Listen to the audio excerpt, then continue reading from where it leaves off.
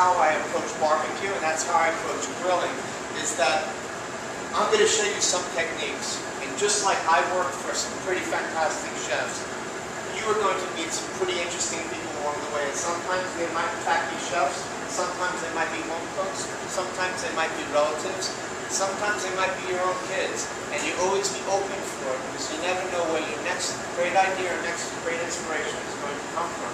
It's all around you. And I literally, after I learned the mechanics in terms of developing this relationship of just cooking and not having to think about it, I can now cook with my eyes open. Whereas before I was just very much like focused on, okay, when do I add the shallots? When do I do this?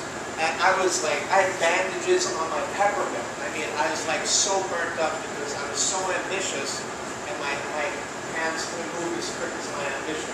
But I got there, and I'm still getting there. I consider myself a chef, a student, all at the same time. We wear many hats in this great craft of ours. And I'm sure that many of you have different goals, but if you stick with it, it's very rewarding. Not only with people that you meet, but also what you gain from it. Because it's a story that just never ends.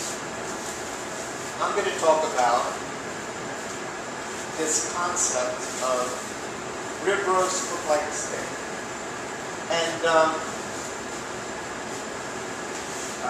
one of my specialties, I guess you could say, is beef. And you know, it just kind of happened.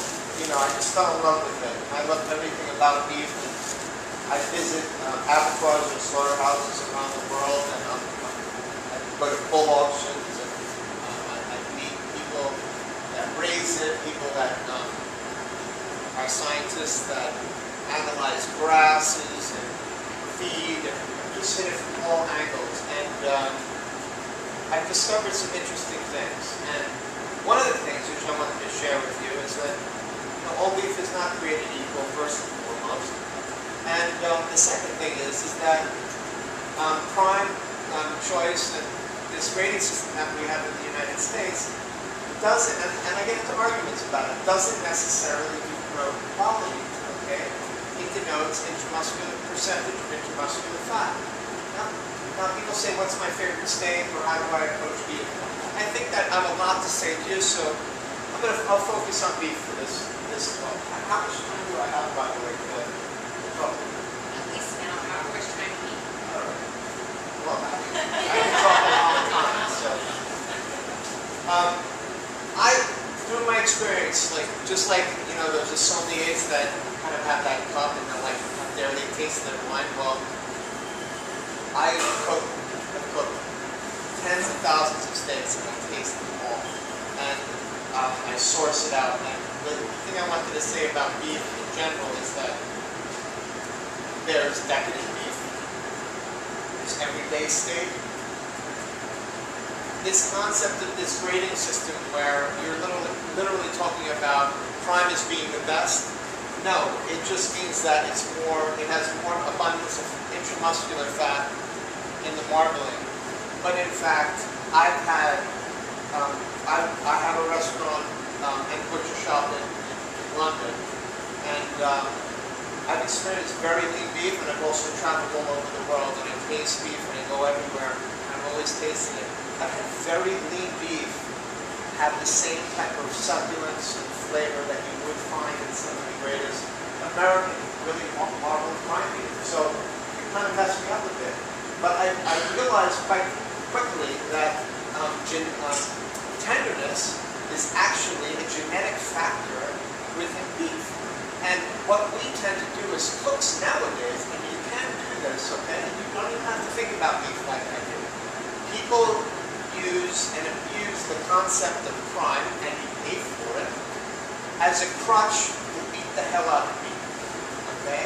That's why typically, this is how we approach it. The typical restaurant model is high cost of goods in a steakhouse, low labor cost, and in the middle, you can figure out your model. So they'll take some person who doesn't have much skill, and they'll go in, and because it's prime, I use the term, you can hammer the hell out of the beef with the fire, and it'll still work for you. And we rely too much on the fat crunch, and we don't learn enough about how to cook meat properly, because we're thinking in terms of fat, and we're saying, oh, you know, it's select, you know, how good can it be? But actually, how many of you have seen this movie, Hero Dreams of Sushi? Guys, it's an independent film which released in the, have you seen it? Got me excited. It's this movie, it's about this 88-year-old man who is the first 3-star Michelin sushi chef in Tokyo. Just like incredible. Japanese for me, I mean, I look at the Japanese with such reverence in terms of how their discipline is and how they approach things. And I have to admit, I really didn't understand its simplicity until I really went there myself to experience it. But I want to explain this concept of umami, which came out of this movie. This movie is called Hero Dream. The guy's name's Hero, okay? And interesting guy, very tough life. And through repetition, he is like hoping the same cut, you know, every time, and still he sees the little difference in imperfections or perfections of things. It's very tough on himself. But so I want to talk about umami from him. Maybe okay.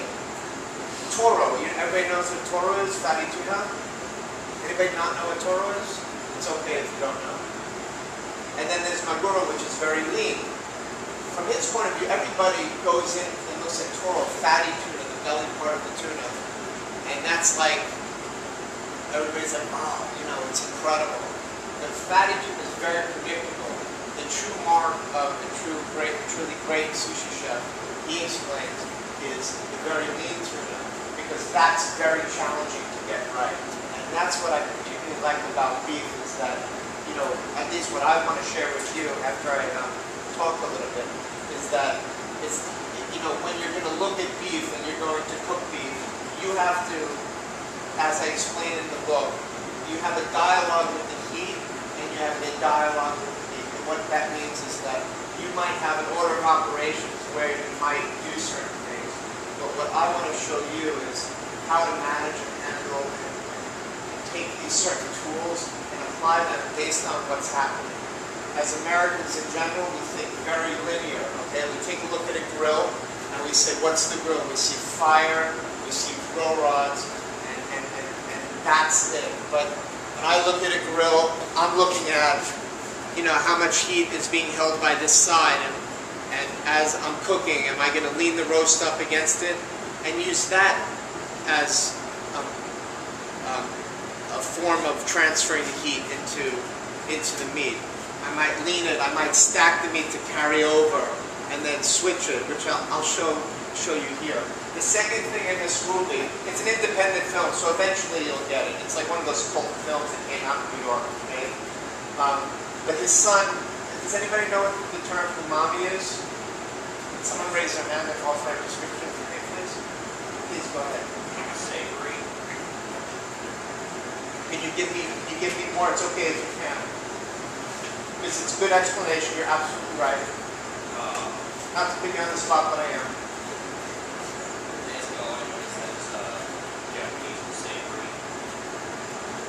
Okay, he's right. It's a Japanese for savory. But let me tell you what it really means, because that's what we do. Thank you for saying that and being part of this. I want to tell you what it really means, and it was described by Hero's son. Okay? But here's umami, and umami is typically found, it's a little bit more than savory, okay? They call it the fifth taste. It typically comes from the formation of glutamate, okay? People have heard of MSG, like it's this really bad thing. Well, it's naturally occurring in many things, and most often it's because it's isolated, and often it's abused as quite a bad rap. Now, I'm not telling you to put MSG on it, but let me tell you where this type of compound is found naturally.